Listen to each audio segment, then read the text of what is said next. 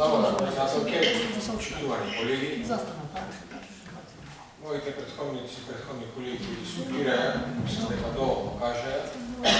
Бюджетот не има многу околу тоа да говорам, бидејќи се што ги говорам, ќе се повторувам во нив, а не само што ќе се повторувам што дискусиите, мислам дека тоа е веќе повторување од повеќе години, дека дефинитивно очигледам дека работите во општина Битола стојат во место, а приближувањата на централно ниво ќе бидат дефинитивно после 24 кога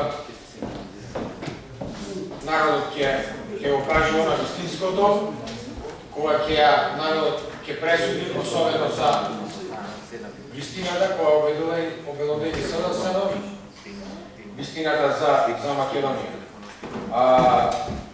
Би сакал да поднесам два амандмани, после моја дискусија ќе ги предам до службите.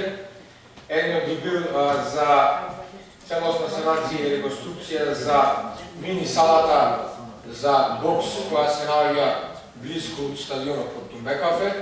Значи добро знаеме дека Битола покрај традицијата во спортот која има низ годините и имаат и добра традиција во спортот.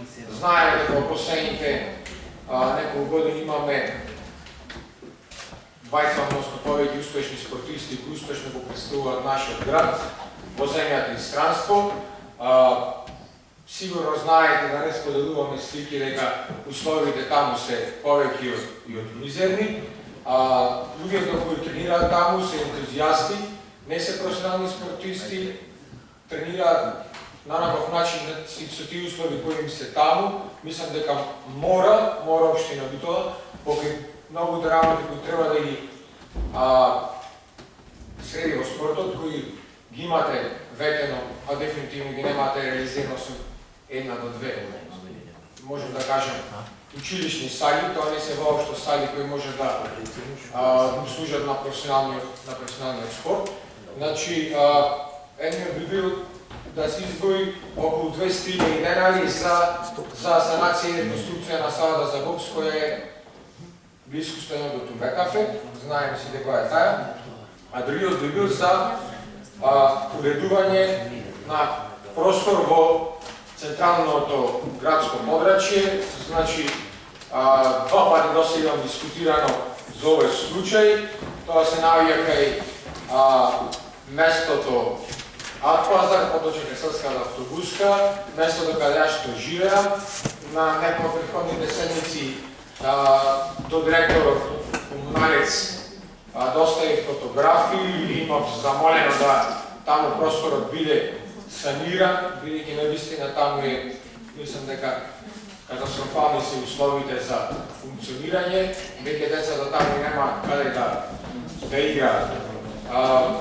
Предлагам и тоа да влезе да се одделат средства за санација на тој простор, бидејќи не само што е функционален и витален, затоа што тука е почеток на пазарот, тоа е зад гаражите кај фурната, возле фурната тука. Знам дека општината има покрената некава постапка за катна гаража. Биде сигурни дека, можем слободно да кажем и дека барем јас дали сум жив, последните 100 години, дека таму нема да се изгради катна гаража.